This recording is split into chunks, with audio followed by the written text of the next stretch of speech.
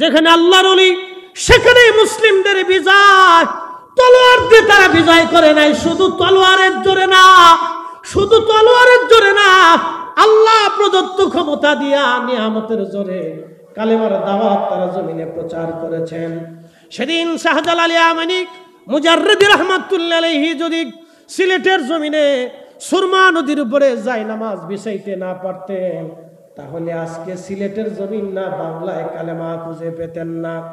উনি যদি যায় নামাজ বিছাইতে না পারতেন, তাহলে বাংলা ইসলাম আপনি পেতেন না। এইভাবে হুজুর খাজা মাইনুদ্দিন চিশতি রাহমাতুল্লাহ আলাইহি সেই দিন যদি আনা সাগরের পানি একটা লুটার ভিতরে আনতে না পারতেন, তাহলে আজকের ভারতবর্ষে আপনি ইসলাম এইভাবে খুঁজে পেতেন না। মুজাদ্দিদ আল ফিসানি সিরহিন্দি ফারুকি রাহিমাহুল্লাহ সম্রাট আকবর ও জাহাঙ্গীরের বিরুদ্ধে সেই দিন জেলখানার মধ্যে সিংহের খাঁচার ভিতরে যদি উনি নামাজ পড়তে না পারতেন, তাহলে আজকের ইসলাম আপনি এইভাবে খুঁজে পেতেন না। আল্লাহর ওলিদের কারণে ইসলাম পেয়েছি। ওলিদের তরিকা কিয়ামত পর্যন্ত চলবে। ওলিদেরকে আমরা ভালোবাসবো, ওলিদেরকে মহব্বত করবো, কিন্তু সেজদার মালিক আমার আল্লাহ, সেজদার মালিক আমার আল্লাহ। আল্লাহর ওলিদেরকে আমরা সেজদা দেব না, কিন্তু ভালোবাসবো, জিয়ারত করবো। কথা বলে ঠিক কিনা? প্রিয় উপস্থিতি হাজিরিন, উম্মতে মারহুমা 70টা মর্যাদার ভিতরে একটা মর্যাদা উম্মতে মারহুমা। নবীজি বলে গেলেন আমার উম্মত আর একটা মর্যাদা হবে। সেই মর্যাদাটা হলো আমার উম্মতের হায়াত কম হবে, আমার উম্মতের নেকি হুকুম হবে, কিন্তু বেনিফিট পাবে 70 গুণ বেশি। একসাথে বলবেন না সুবহানাল্লাহ? কত গুণ পাবে? 70 গুণ বেশি পাবে। এ নবীর উম্মত ভালো করে শুনে যান। রব্বুল আলামিন আমাদেরকে একটা দিন দিলেন, দিনের নাম জুমআ। নাম কি? জুমআ। দিনের নাম হচ্ছে জুমআ, সাইয়্যিদুল আইয়াম। দিনের মধ্যে সবচেয়ে দামি দিন, শ্রেষ্ঠ দিনের নাম জুমআর দিন হলো দিনের সর্দার, সাইয়্যিদুল আইয়াম। এই দিন জুমার দিন আল্লাহ আমাদেরকে দিলেন। প্রিয় নবী বললেন আমার উম্মত তোমরা শোনো, সমস্ত নবীর উম্মতদেরকে আল্লাহ অন্য অন্য দিন দিলেন। খ্রিস্টানদেরকে আমার আল্লাহ রবিবার দিয়ে দিলেন এবং ইহুদিদেরকে আল্লাহ শনিবার দিয়ে দিলেন। প্রত্যেক উম্মতকে কোন কোন দিন আল্লাহ দিয়ে দিলেন, কিন্তু শুধুমাত্র একমাত্র আমার আল্লাহ আমার উম্মতকে এবং আমাকে জুমার দিন দিয়েছেন। জুমা আল্লাহ আমাকে আমার উম্মতকে জুমার দিন দিয়ে দিলেন। দিনের মধ্যে শ্রেষ্ঠ দিন আল্লাহ নির্বাচন করলেন। আমার উম্মতরা তোমরা শোনো, এই জুমাটা এত বড় দামি।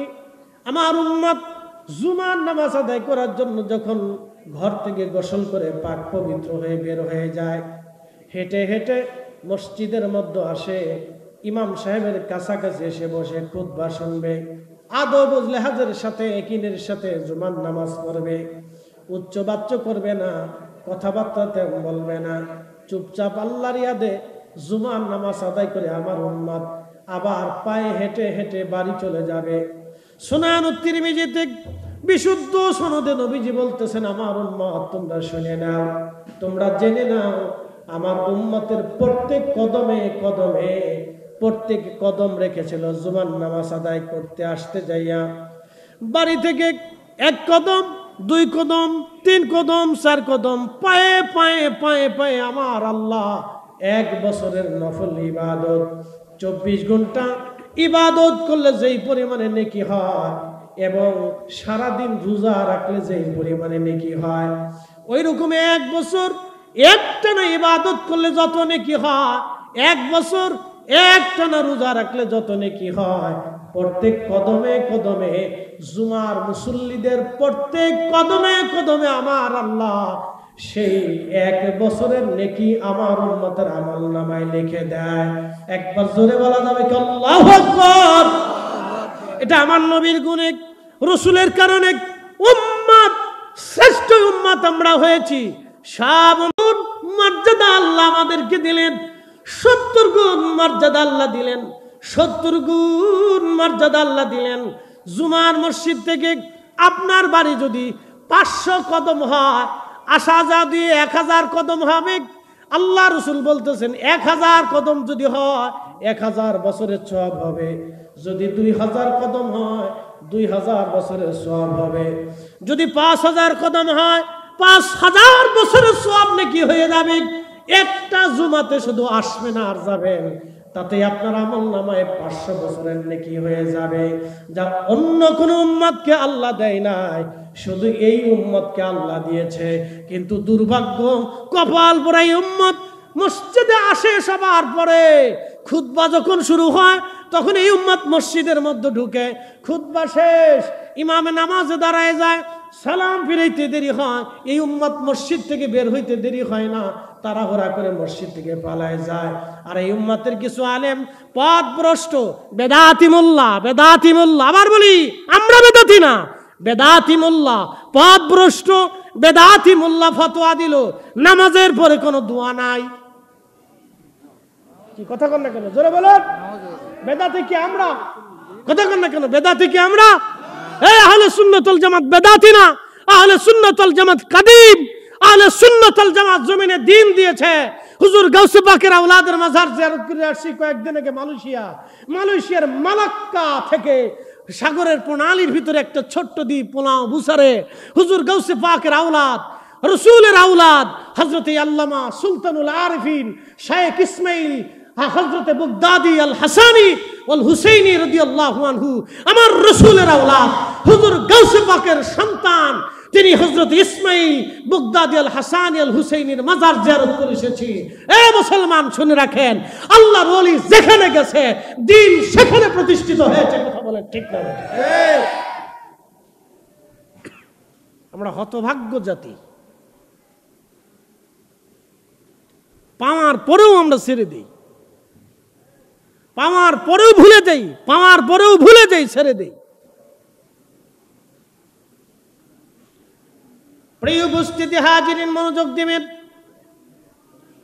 সারা পৃথিবীর এমন কোন অঞ্চল নাই, আপনি যদি দেখেন প্রত্যেকটা অঞ্চলে আল্লাহর ওলিরা কালেমার দাওয়াত দিয়েছেন। আল্লাহ তাদের এত বড় মর্যাদা দিয়েছেন, সম্মান আল্লাহ দিয়েছেন। আহা, তাদের কালেমার দাওয়াতের বদৌলতে লক্ষ লক্ষ কোটি কোটি মানুষ কালেমার দিশা পেয়েছে। একা খাজা বাবা আজমিরি চিশতি রাহমাতুল্লাহ 90 লক্ষ মানুষকে কালেমা পড়িয়েছেন একা।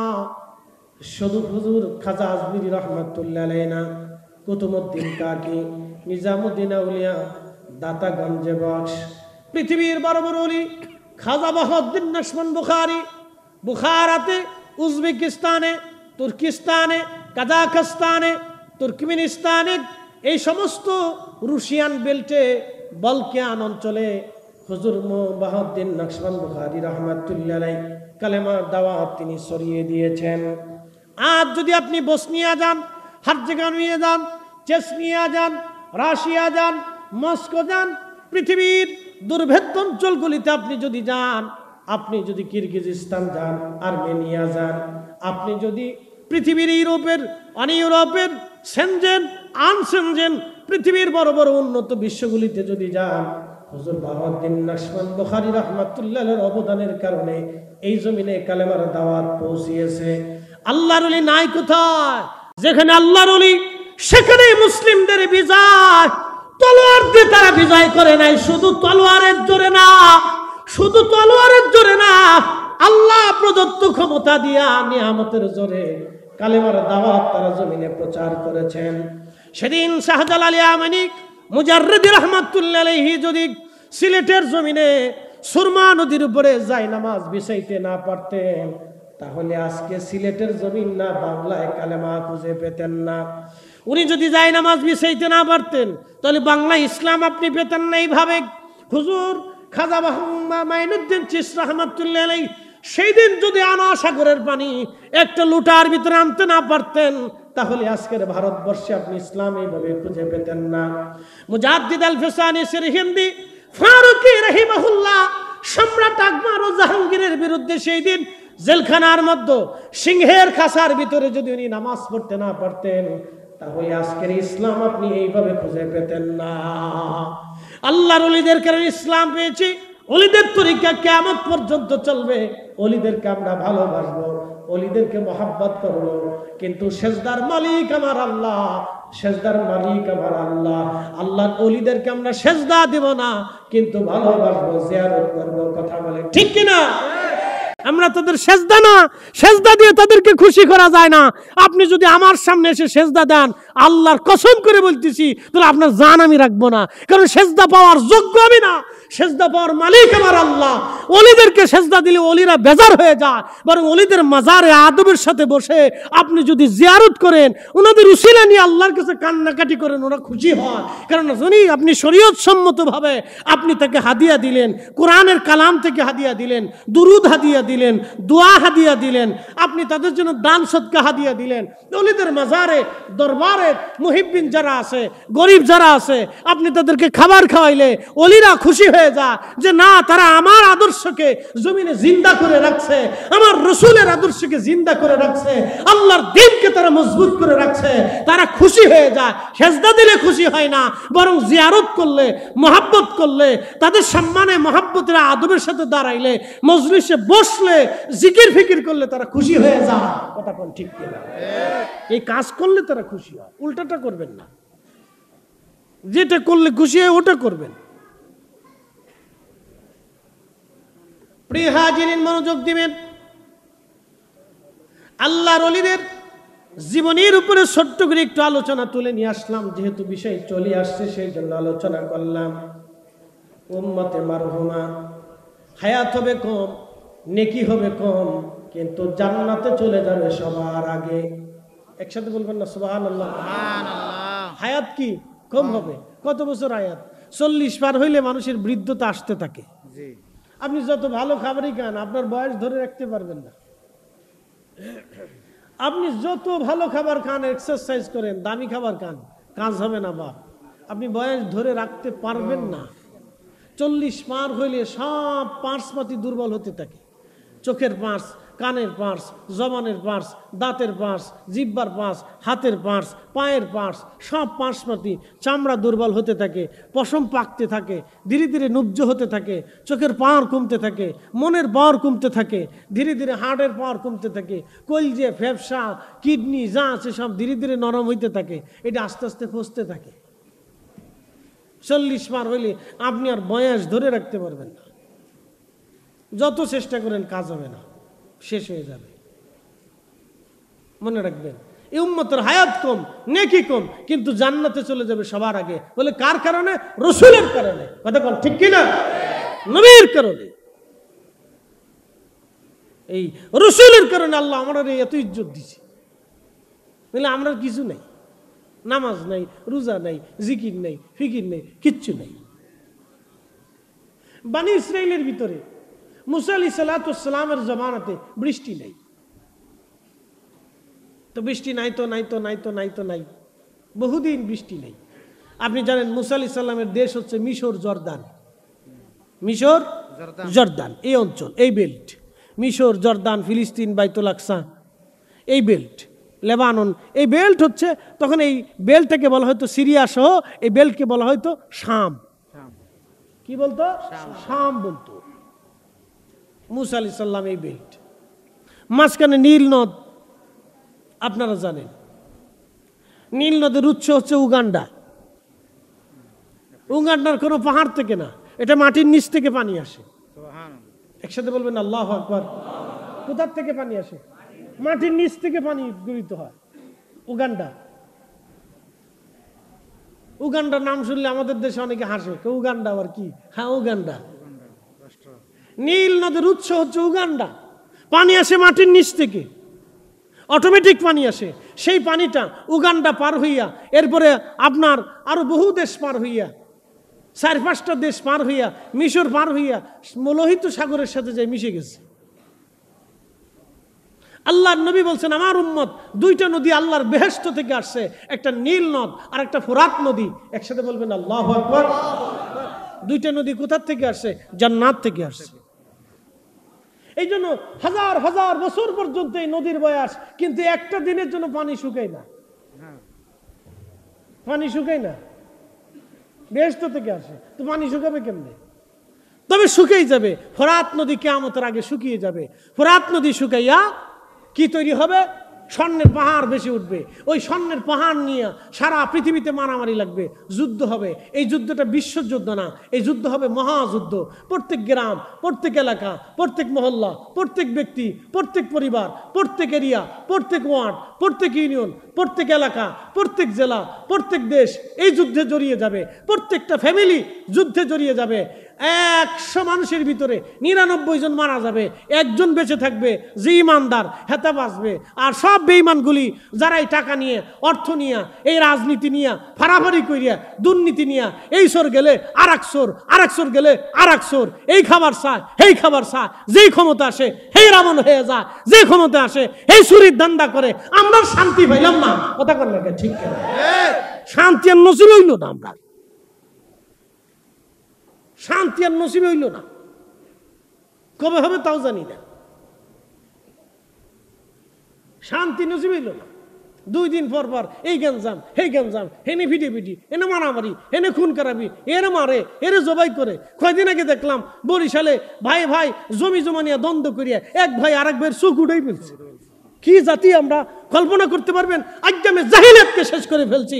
নারী রাস্তা দিয়ে যাবে রাত্রিবেলা, নিরাপত্তা কোথায়? দর্শন হচ্ছে, দর্শিত করে মেরে ফেলতেছে, বিচার নাই, আদালত নাই, আইন নাই। কয়জনের বিচার হয়? টাকা যার বিচার তার, ক্ষমতা যার বিচার তার, ক্ষমতা নাই বিচার নাই, টাকা নাই আদালত নাই। কথা কন না, এই তো চলতেছে আমাদের।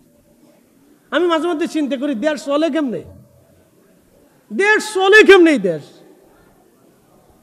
কি করে এই দেশ চলে? আমি মাঝে মধ্যে চিন্তা করি দেশ চলে একটা কারণে, এই মাটির নিচে বহু অলিরা ঘুমাই রয়েছে। এই অলিদের কারণে আল্লাহ এখনো পাথর নিক্ষেপ করে নাই, আল্লাহ এখনো জমিন উত্তপ্ত করে দেয় নাই, আল্লাহ সাগর শুকাই দেয় নাই, বৃষ্টি বন্ধ করে দেয় নাই। আল্লাহ এই এত পরিমাণে আমরা গুনাহ করি, তারপরেও আল্লাহ আমাদের খাবার বন্ধ করে নাই, ফল বন্ধ করে নাই, ফসল নষ্ট দেয় নাই, মহামারী দেয় নাই, দুর্ভিক্ষ দেয় নাই। এত দেশে করোনা হইলো, বাংলাদেশে হইল না। ভারতে মরল, পাকিস্তানে মরল, ইউরোপে মরল, আমেরিকা মরল, অস্ট্রেলিয়া মরল, বাংলাদেশে মরল না।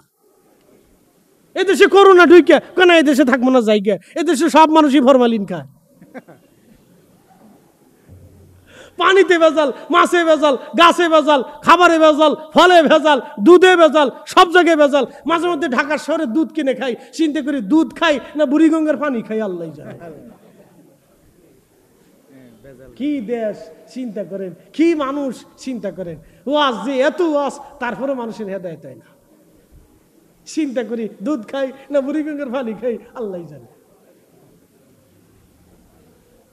চিন্তা করি যে আল্লাহ আমাদের কলিজা এখনো ভালো লাগছে, ফ্যাপসা ভালো লাগছে, কিডনি ভালো লাগছে, রক্ত ভালো লাগছে, কেমনে রাখছে? আল্লাহ নিজে দয়া করে রাখছে, তাই বেঁচে রয়েছি। নাহলে এত ভেজাল খাইয়া মানুষ বাঁচার কথা না।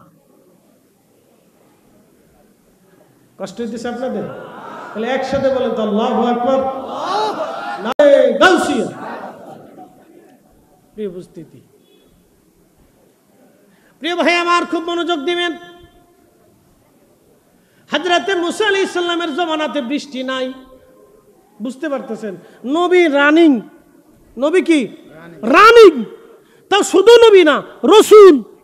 শুধু রসুল না, কিতাবধারী রসুল, জলিল কদর রসুল। একসাথে বলবেন আল্লাহু আকবার। আমার একটু রংসা দিন। আমি জানি চট্টগ্রাম আর সিলেটের দুধ চার প্রচলন খুব বেশি। ভালো সিরি সারা রংসা মেরে দেন, বক্তাদের জন্য রংসা দিবে, তাহলে বালা না। আপনাদের এই দোষ না, এটা খাদ্যাভাস অভ্যাস যেটা আর কি। দুধ চা সিলেটে এবং চট্টগ্রামের মানুষ দুধ চাটা বেশি পছন্দ করে। অসুবিধা নেই, খাবেন, হালাল বস্তু খাবেন, অসুবিধা নেই, অসুবিধা নেই, খান। সিলেটে পান খায়। সিলেটের কোনো বাড়িতে যদি খাবার শেষে পান না দেয় তো ভাবে যে এটা সিলেটি না, এটা রোহিঙ্গা। হ্যাঁ, এরা জানে যে পান দিতে হবে, পান খাউকা, পান খাইতেই হবে সিলেটের মানুষের। পান না খাইলে মনে করে যে এটা সিলেটি না, এটা রোহিঙ্গা, এটা মায়ানমার থেকে আইছে। এক এক দেশের এক একটা সিস্টেম আর কি, ভালো না, দোষ না, এগুলো মানুষের গুণ গুলাবলি। পান খায়, ভালো লাগে, খা, অসুবিধা নেই, খান, পান খাওয়া ভালো। তো জর্দা টর্দা খায়েন না, হ্যাঁ জর্দা খায়েন না, কারণ জর্দা বিড়ির ভিতরে দিয়ে দেয়, এটা তামাক পাতা থেকে আসে, ক্ষতি। দরকারটা কি? যেটা খাইলে শরীরে ক্ষতি হয় ওটা খাওয়ার দরকার নেই, তো ছেড়ে দেন। পান খান, অসুবিধা নেই। সুপুরি খান, এটা গাছের ফল, উপকার আছে, খান, অসুবিধা নেই। তবে সুর এটা বেশি খায়েন না, তো ভিতরে জ্বলে যাবে, ফুরিয়ে যাবে, দরকার নাই। বুঝে বুঝে খান। হযরত মুসা আলাইহিস সালামের জামানাতে রানিং চলতেছে, বৃষ্টি নাই। বনী ইসরাইলের লোকজন এসে মুসা আলাইহিস সালামকে বলেন, হে আল্লাহর নবী, বহুদিন হলো বৃষ্টি হয় না, বৃষ্টির অভাবে গাছ মরে যাচ্ছে, খেজুর গাছ শুকিয়ে যাচ্ছে, ঘাস তরুলতা পাতা মরে যাচ্ছে, আমাদের পশুগুলি দুর্বল হয়ে যাচ্ছে, উটের দুধ কমে গেছে, বৃষ্টির অভাবে আমরা কষ্টের মধ্যে আছি, আপনি আল্লাহর কাছে দোয়া করে দেন যাতে আল্লাহ বৃষ্টি দেয়। মুসা আলাইহিস সালাম বলেন, আমার উম্মত, তাহলে এক কাজ করো, চলো আমরা সবাই মিলে সালাতুল ইস্তিসকার নামাজ আদায় করি। সমস্ত উম্মত নিয়ে গেলেন মুসা আলাইহিস সালাম, বললেন বনী ইসরাইলের একজন মানুষও ঘরের মধ্যে থাকবা না, সবাই বৃষ্টির জন্য সালাতুল ইস্তিসকার নামাজের জন্য চলে আসো। একজন বনী ইসরাইল ঘরের মধ্যে থাকবা না, একজন কালমা পড়নে বলা আমার উম্মত ঘরের মধ্যে থাকতে পারবা না, সবাই আসো। বিরাট বড় মাঠের মধ্যে লক্ষ লক্ষ বনী ইসরাইল হযরত মুসা আলাইহিস সালামের সাথে সালাতুল ইস্তিসকার নামাজ পড়ে বৃষ্টির জন্য দোয়া করার জন্য একত্রিত হয়ে গেলেন। লক্ষ লক্ষ বনী ইসরাইল উপস্থিত হয়ে গেলেন হযরত মুসা আলাইহিস সালামের সাথে। নামাজ পড়লেন হযরত মুসা নবী। নামাজ শেষ করার পরে মুসা আলাইহিস সালাম উম্মত নিয়ে হাত বাড়ালেন, আল্লাহ আপনি আমাদেরকে বৃষ্টি দেন, আল্লাহ বৃষ্টি দেন। ইমাম আবুল ফারাজ ইবনুল জৌজি রাহমাতুল্লাহ আলাইহি উয়ুনুল হাকায়াতের মধ্যে তিনি লিখতেছেন, বৃষ্টির জন্য নবী মুসা আলাইহিস সালাম উম্মত নিয়ে দোয়া করলেন। দোয়া করার পরে বৃষ্টি তো হলোই না, আর আকাশে দুই চারটা মেঘখণ্ড যা ছিল সব উড়ে আকাশ থেকে অন্যদিকে চলে গেল। আরো বেশি গরম পড়া শুরু করলো। সালাতুল ইস্তিসকার জন্য সমস্ত মানুষদেরকে একত্রিত করতে হয়। গত বছরের আগের বছরে বাংলাদেশে বৃষ্টিপাত কমে গেল। আমরা দেখলাম অনেকে সালাতুল ইস্তিসকার নামাজ পড়েছে, কোথাও 200 লোক, কোথাও 300 লোক। কেউ নামাজ পড়ায়, কেউ আবার ভিডিও করে, কেউ আবার ছবি তোলে, কেউ মুনাজাত করে, কেউ আবার ছায়া বইয়া থাকে। 6 জনে নামাজ পড়ে, 3 জন ভিডিও করে। শয়তানে চিন্তা করে এরা পাগল না আমি পাগল, না আজাজিলে চিন্তা করে যে এরা পাগল না আমি পাগল, এ কোন জাতির ভিতরে আল্লাহ আমার ফেলাইছে। 6 জনে নামাজ পড়ে, 3 জন ভিডিও করে। এ কি সালাতুল ইস্তিসকার? এটা দেখাইতেছে যে আমরা সালাতুল ইস্তিসকার পড়তেছি। হযরত মুসা আলাইহিস সালাতুস সালাম সব উম্মত নিয়ে নামাজে দাঁড়াইলেন। সালাতুল ইস্তিসকার পড়তে হলে আপনার ইউনিয়নের কেউ বাড়ির মধ্যে থাকবে না, সবাইকে মাঠের মধ্যে একত্রিত হতে হবে। ইমাম সাহেব সবাইকে নিয়ে নামাজ পড়বে, একসাথে তওবা করবে, আল্লাহর দরবারে কান্নাকাটি করবে। তাহলে আশা করা যায় আল্লাহর আকাশ থেকে বৃষ্টি আসবে। তোমার 6 জনে পড়বেন, 2 জনে ছায়া থাকবেন, 3 জনে ব্যবসায় চলে যাবেন, আর 10 জনে নামাজ পড়বেন, এলেই বৃষ্টি আশা করা যায় না। সব বনী ইসরাইল আসছে, আসার পরে নামাজে দাঁড়াইছে, দোয়া করতেছে। রানিক জলিল কদর পয়গম্বর দোয়া করতেছে, কিন্তু আকাশ থেকে মেঘ চলে গেল। উম্মতের আবার এসে বললেন, ওহে আল্লাহর নবী, আমরা তো সবাই ইস্তিসকার পড়লাম, দোয়া করলাম, কিন্তু বৃষ্টি হলো না, আকাশে মেঘ যা ছিল তা তো উড়ে চলে গেল। নবী গো, উপায়টা কি, হলোটা কি আমাদের? মুসা আলাইহিস সালাম জবাব দিলেন, আমার বনী ইসরাইল উম্মতেরা, তোমাদের ভিতরে যে জীবনে গুনাহ করছো, গুনাহ যে করছো সে চলে যাও, যে গুনাহ করো নাই সে বসে থাকো। যে গুনাহ করো নাই সে বসে থাকো, আর যে গুনাহ করছো চলে যাও। এখন যদি মাহফিলে বলা হয় যে মাহফিল শেষ, আমার পরে তাইরি ভাই ওয়াজ করবে, তাইরি ভাই ওয়াজ শেষে মোনাজাতের আগে যদি বলে যারা গুনাহ করছেন তারা চলে যাবেন, যারা গুনাহ করেন নাই তারা বসে থাকবেন, তাবারক চারে দেওয়া হবে। এবার বলেন তো তারপর ওই বাচ্চা কাচ্চা ছাড়া আর কারো নসিব হবে না, কথা কথা কি না? যিনি বলবে তিনার নসিবই হবে না, জায়গা আমু জায়গা, এই তালিকা আমু নাই। আর আমি যদি বলি তো আমি আগে খুব এই তালিকায়, কিন্তু আমি নিজেও নাই। চলেন সব জায়গায় বাচ্চা কাচ্চা ওখানে তবরক দিয়ে যাইগে। বানি ইসরায়েলের সমস্ত মানুষ, আল্লাহু আকবার, বানি ইসরায়েলের সমস্ত মানুষেরা বলল, হুজুর বৃষ্টি তো হলো না, উপায় কি? হযরতে মুসা কালিমুল্লাহ আলাইহিস সালাতু ওয়াস সালাম ডাক দিয়ে বললেন, তোমাদের মধ্যে যে গুনাহ করছো সে চলে যাও, যে গুনাহ করো নাই সে বসে থাকো। একে একে যেতে যেতে যেতে যেতে লক্ষ লক্ষ উম্মত চলে গেল, কিছু মানুষ বসে রইল। আবার সালাতুল ইস্তিসকা, আমার দোয়া করলেন মুসা আলাইহিস সালাম, বৃষ্টি তো হলোই না, আরো গরম শুরু হয়ে গেল। বৃষ্টি তো হলোই না, আরো গরম পড়ছে। বনি ইসরাইল বলল, মুসা গো, ও নবী, কি হলো? বৃষ্টি তো হলোই না, আরো গরম শুরু করছে, সহ্য করতে পারতেছি না। এবার হযরত সাইয়েদনা মুসা কালিমুল্লাহ বললেন, আমার উম্মত শুনে নাও, তোমরা একটা গুনাহ যে করছো সে চলে যাও। একসাথে করেন আল্লাহু আকবার। কয়টা গুনাহ? একটা। জোরে বলেন, কয়টা? একটা গুনাহ যে করছো সে চলে যাও, একটা গুনাহ যে করো নাই সে বসে থাকো। বিরাট পরীক্ষা। যেতে যেতে যেতে যেতে সব চলে গেল, লক্ষ লক্ষ মানুষের মাঠ একেবারে ফাঁকা হয়ে গেল। মুসা আলাইহিস সালাম বসে রয়েছে, দেখি কয়জন থাকে আর কয়জন যায়।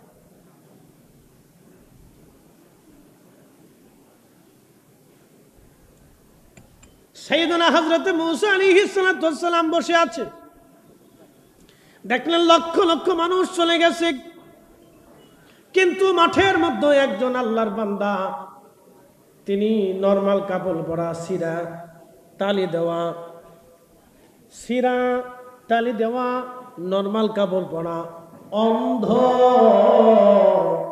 চোখে দেখে না, মাঠের এক কোনায় চুপচাপ মাথা নিচু করে বসে আছে। সাইয়েদনা মুসা আলাইহিস সালাম হাতের লাঠি নিয়ে ধীরে ধীরে হাঁটতে হাঁটতে তিনি মাঠের কোনায় চলে গেলেন। এই অন্ধের সামনে যে দাঁড়ায় সালাম দিলেন, অন্ধ, তুমি কি আমার ঘোষণা শোনো নাই? আমি ঘোষণা করেছিলাম একটা গুনাহ যার আছে সে চলে যাও, একটা গুনাহ যার নাই সে বসে থাকো। আরে অন্ধ, আমি মুসার ঘোষণা কি তুমি শোনো নাই? বানি ইসরায়েলের একটা মানুষ এখানে নাই, সব চলে গেছে। অন্ধ, তুমি কেন বসে আছো? অন্ধ ডাক দিয়ে বলল, মুসা রে, ও মুসা, আল্লাহর নবী মুসা, নবীউনা মুসা কালিমুল্লাহ, শুনে নেন। আহা, আমি জীবনে কোনোদিন গুনাহ করছি আমার মনে পড়ে না। একসাথে যারা বলেন আল্লাহু আকবার। না না, আরো জোরে জোরে জোরে জোরে জোরে জোরে জোরে আল্লাহু আকবার। মানুষ হইয়া ভবেতে আসিয়া মানুষের করিলাম কি? আমি নবী না মানিলাম কি যে ভুল করিলাম, আমি নবী না চিনিলাম কি যে ভুল করিলাম, ভস্মে ঢালিলাম ঘি।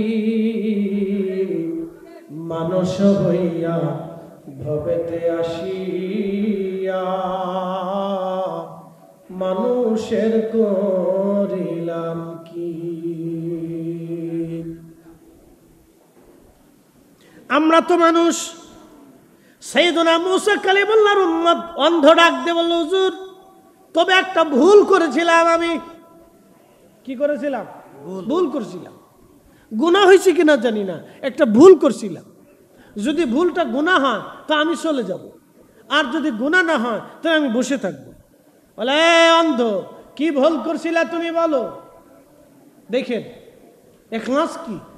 অন্ধ, কি ভুল করছো তুমি বলো? অন্ধ ডাক দিয়ে বলতেছে, হুজুর, আমি সদর রাস্তা দিয়ে হেঁটে হেঁটে যাচ্ছিলাম, সদর রাস্তা দিয়ে হেঁটে হেঁটে যাওয়ার সময় এক রাস্তার পাশে একটা বাড়ি ছিল। বাড়ির সদর দরজা, প্রধান দরজা খোলা রাখা ছিল।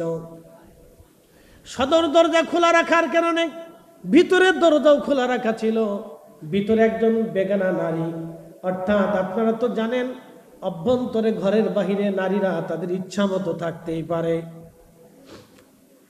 অভ্যন্তরে নারীরা তাদের ইচ্ছা মতো তো থাকতেই পারে। ওই অন্ধ ডাক দিয়ে বলতে, হুজুর আমি রাস্তা দিয়ে হেঁটে যাওয়ার সময় সদর দরজায় চোখ পড়ে গেল। সদর দরজায় যখন চোখ পড়েছে আমার, আমি অন্দর মহলের দিকে চোখ চলে গেল, ওই বেগানা নারীর দিকে আমার চোখ পড়ে গেল হুজুর।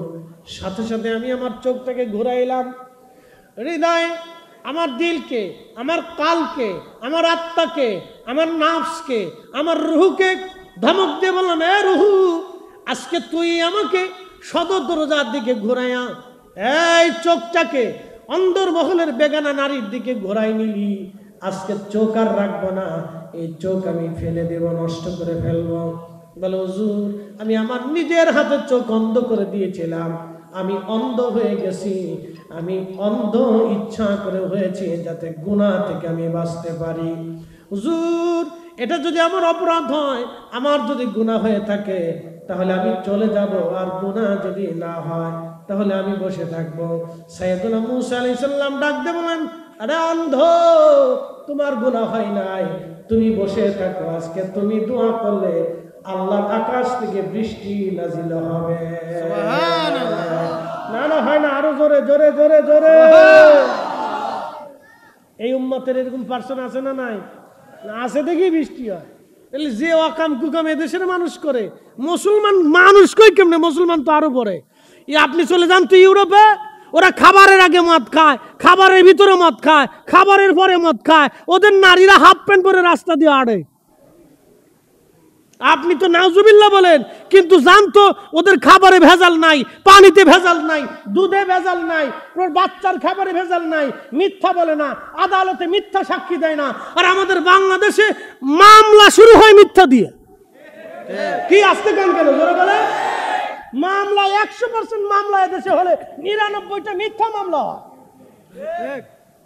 সাক্ষী যদি 100 জন সাক্ষী উপস্থিত হয় তো 99 জন মিথ্যাবাদী। এরা মামলা করার আগে উকিলের কাছে যায়, বলে উকিল সাহেব কোন সিস্টেমে মামলা করলে মামলা গাড়ি হবে এটা দেখান। উকিলও চিন্তা করে পয়সা পাবো আমি, অসুবিধা কি, সিস্টেম দেখা দেখে এই সিস্টেমে মামলা করেন, মামলাটা খুব মজবুত হবে।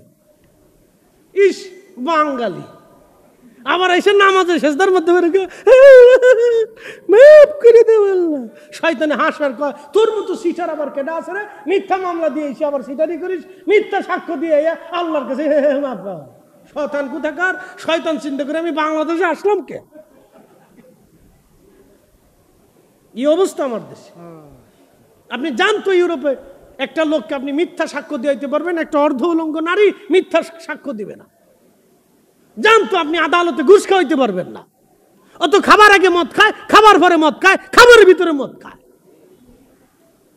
আদালতে সে মিথ্যা মামলার রায় দেবে না। অথচ আমরা বাংলাদেশ মুসলমানের দেশ, 90% মুসলমানের দেশে মুসলমান বিচারক, মুসলমান উকিল, মুসলমান প্রশাসন, মুসলমান মামলাওয়ালা, মুসলমানবাদী, সব মুসলমান হওয়ার পরেও শুধু মিথ্যার মিথ্যা, মিথ্যার মিথ্যা, অন্যায় আর অন্যায়। মাঝে মধ্যে শয়তান চিন্তা করে এদেশে আইছি কেন? মানুষই তো হইতে পারি না, মুসলমান কবে হবে? আপনি মানুষের কাতারে আসেন, আমরা তো মানুষই হইতে পারিনি, তো মুসলমান হবে কবে? মুসলমান তো অনেক ঊর্ধ্বের জাত। ইয়া রাব্বি, মুসলমান অনেক ঊর্ধ্বের জাত। জানেন মুসলমান কাকে বলে? আল মুসলিমুনা মান সালিমাল মুসলিমুনা মিন লিসানিহি ওয়া ইয়াদিহি। মুসলমান তো তাকেই বলে যার হাত থেকে আরেক মুসলমান নিরাপদ থাকবে। মুসলমান তো তাকেই বলে যার চোখ থেকে আরেক মুসলমান নিরাপদ থাকবে, তার জবান থেকে আরেক মুসলমান নিরাপদ থাকবে। আমরা প্রতিবেশীরই দেখতে পারি না, প্রতিবেশীর সীমানার কাছে গাছ লাগাইয়া গাছটারে আস্তে করে ধাক্কা দিয়ে ওইদিকে ঘুরাই দিছি, ওর দিকে চলে যায়। গাছের গুঁড়া আমার জমিতে, গাছের ডালপালা ওর বাড়ির উপরে। শয়তান কোথাকার।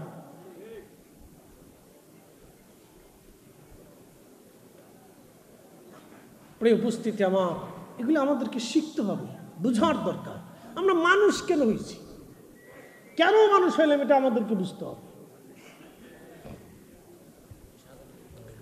প্রিয় ভাই আমার, খুব মনোযোগ দিবেন। হযরতে মুসা কালিমুল্লাহর উম্মতের দিকে যদি আপনি তাকান, চিন্তা করেন, জীবনে কোনো অপরাধ তো করেই নাই। একটা ভুল করার সঙ্গে সঙ্গে নিজের চোখ নষ্ট করে দিয়ে আল্লাহর দরবারে তওবা করে ফেললেন, আর বললেন, আল্লাহ, জীবনে আর কোনোদিন গুনাহ করব না। মুসা আলাইহিস সালাম বললেন, ও আল্লাহর বান্দা, অন্তরে তুমি আজকে যাবা না, তুমি আজকে দোয়া করবা, কারণ তুমি দোয়া না করলে বৃষ্টি হবে না। একবার জোরে বলা যাবে কি আল্লাহু আকবার? না না, জোরে বলেন আল্লাহু আকবার। আরো জোরে বলেন আল্লাহু আকবার। ওলির দরকার আছে না নাই? ওলি লাগবে কি লাগবে না? ভাবেন, আপনার কারণে বৃষ্টি হয়? কখনোই নাই। যে বুড়া আঙ্গুল, আমাদের কারণে বৃষ্টি হয় না, ওলিদের কারণে বৃষ্টি হয়। ওলিদের কারণে শস্য হয়, ওলিদের কারণে গাছে ফল হয়, ওলিদের কারণে জমিনে শস্য হয়, ওলিদের কারণে আল্লাহ আমাদেরকে রিজিক পাঠায়। না হলে এ জাতি যে পরিমাণে অপরাধ করে আর অন্যায় করে, আল্লাহর আকাশ থেকে তো বৃষ্টি হওয়া দূরের কথা, পাথর পড়ার কথা ছিল। পাথর পাথর পাথর পাথর পড়ার কথা ছিল, পাথর পড়ার কথা ছিল। সন্তান নিজের বাপরে খুন করে, বাবা সন্তান জবাই করে, স্বামী স্ত্রী জবাই করে, স্ত্রী স্বামী জবাই করে, মা সন্তানকে হত্যা করে। ছি, পরিচয় দিতেও তো লজ্জা করে। মা সন্তান হত্যা করে, সন্তান মা হত্যা করে, বাবা সন্তান জবাই দেয়, সন্তান বাবারও জবাই দেয়। এত ওয়াজ হচ্ছে, এত নসিহত হচ্ছে, এত মসজিদ, লক্ষ লক্ষ মসজিদে দাঁড়াইয়া দাঁড়াইয়া খতিব সাহেবরা প্রত্যেক জুমাতে ওয়াজ করে, তারপরে জাতির হুঁশ হয় না।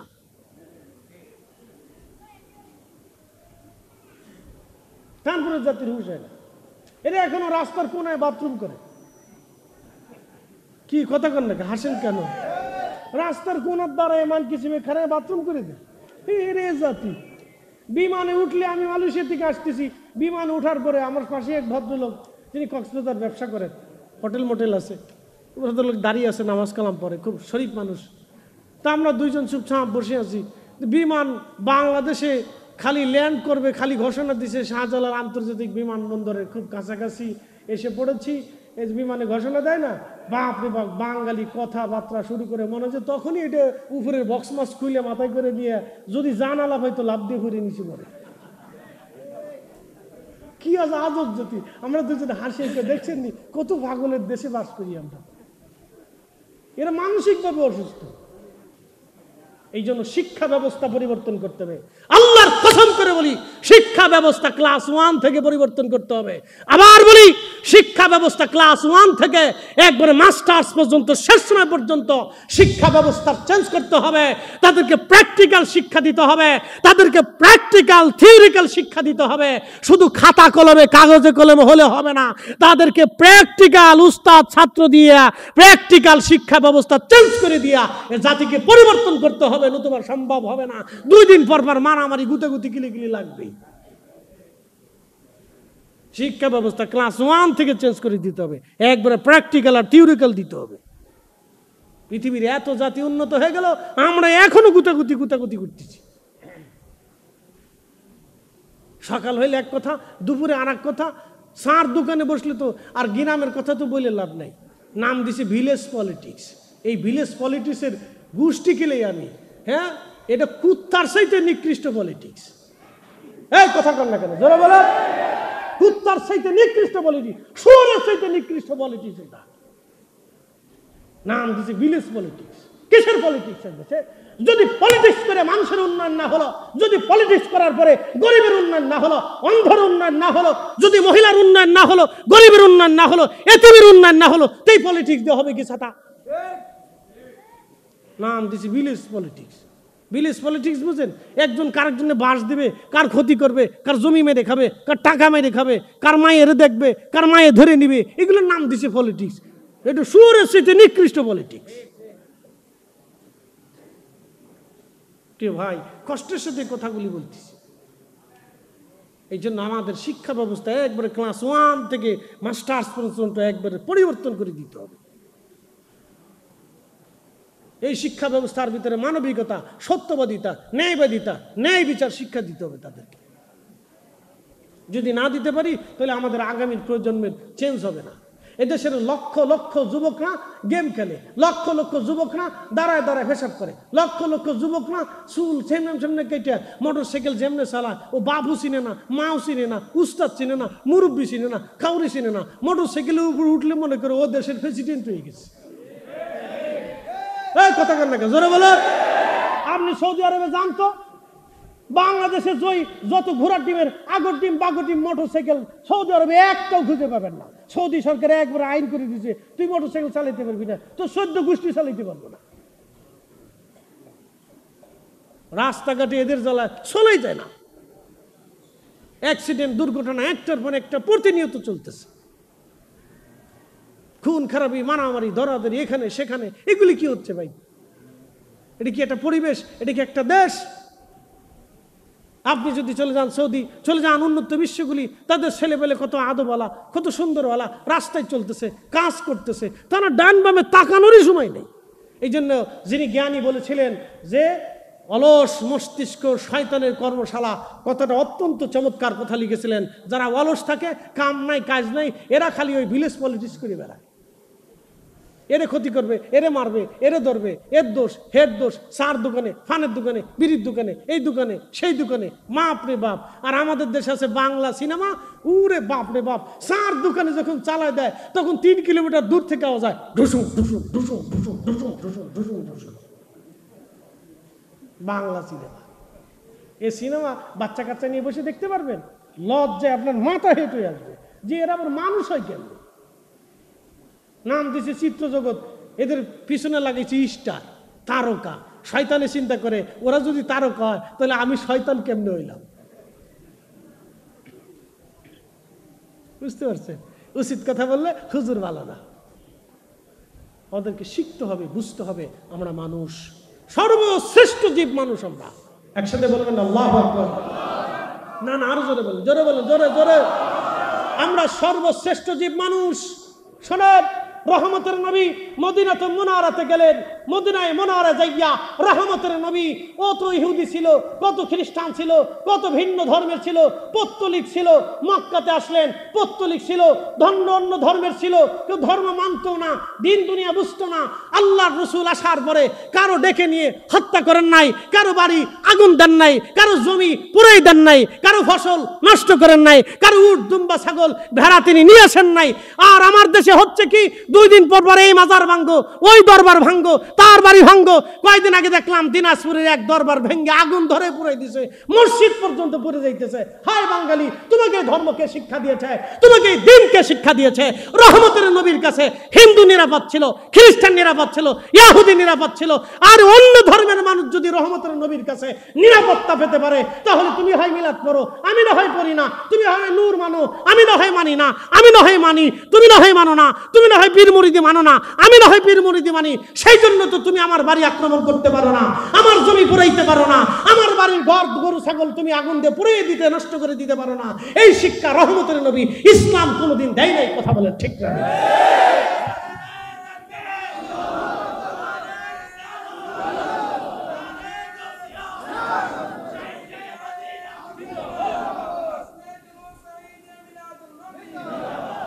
নাম দিছে তৌহিদি জনতা। ইস, তোমার তৌহিদি জনতা কে শিখেছে তোমাকে? তৌহিদি জনতা। রাসূলের উপরে কে তৌহিদ জানতো? সাহাবায়ে কিরামের উপরে কে তৌহিদ বুঝতো?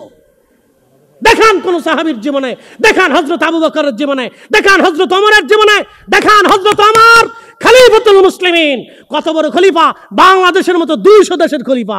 বর্তমান ইরান, বর্তমান ইরাক, ওমান, ইয়ামান, কাতার, দুবাই, বাহরাইন, সৌদি আরব, জর্দান, এরপরে ফিলিস্তিন, এরপরে যদি আপনি দেখেন লেবানন, লিবিয়া, তিউনিসিয়া, মরক্কো, মিশরের মতো বিরাট অংশের খলিফা ছিলেন হযরত ওমর রাদিয়াল্লাহু আনহু। তার রাজ্যের ভিতরে ইহুদি ছিল, খ্রিস্টান ছিল, হিন্দু ছিল, পত্তলিক ছিল, অন্য ধর্মের ছিল, বিভিন্ন ধর্মের ছিল। হযরত ওমর কারো বাড়ি আগুন দেন নাই, কারো ধর্মের স্থান পুড়িয়ে দেন নাই, ভেঙে দেন নাই, মেরে ফেলেন নাই, ধরে আনেন নাই, জবাই দেন নাই, কাউকে বলেন নাই যে তুমি ইহুদি ধর্ম পালন করতে পারবে না, তুমি খ্রিস্টান ধর্ম পালন করতে পারবে না, তুমি পত্তলিকতার পালন করতে পারবে না। হযরত ওমর দেন নাই, সবার জন্য স্বাধীনতা দিয়েছেন, তবে রাষ্ট্রের আইন মেনে চলতে হবে। তুমি অন্যায়ভাবে হত্যা করতে পারবে না, অন্যায় করতে পারবে না, তুমি জুলুম করতে পারবে না, কারো মাল নিতে পারবে না, কারো সম্পদ হরণ করতে পারবে না। আল্লাহর আইনে দেশ পরিচালনা করেছেন হযরত ওমর। ওমরের চাইতে তৌহিদকে জানে, ওমরের চাইতে দ্বীনকে বেশি বুঝে, ওমরের চাইতে ইসলামকে বেশি জানে, ওমরের চাইতে আল্লাহ রাসূলকে কে বেশি ভালোবাসে। তিনারাও দেশ চালিয়েছেন। উসমান রাদিয়াল্লাহু আনহু দেশ চালিয়েছেন, সাইয়েদনা হযরত আবু বকর সিদ্দিক রাদিয়াল্লাহু আনহু দেশ চালিয়েছেন, হযরত আলী কাররামাল্লাহু ওয়াজহু রাদিয়াল্লাহু আনহু দেশ চালিয়েছেন। তাদের সময় তো অন্য ধর্মের মানুষ নিরাপদ ছিল না। আমি নাম দিয়েছে তৌহিদি জনতা। কি বলবো, কি বুঝাবো জানি না। মাঝে মধ্যে চিন্তা করি আমি কি অসুস্থ না এরা অসুস্থ, বুঝি।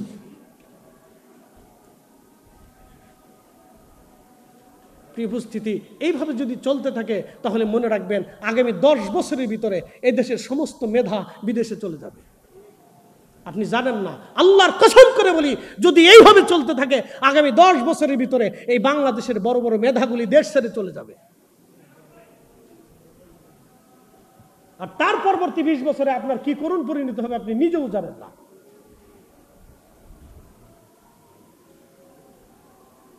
প্রিয় ভাই আমার, আল্লাহ আমাদের দেশটাকে নিরাপদ রাখুন, সকলে বলে না।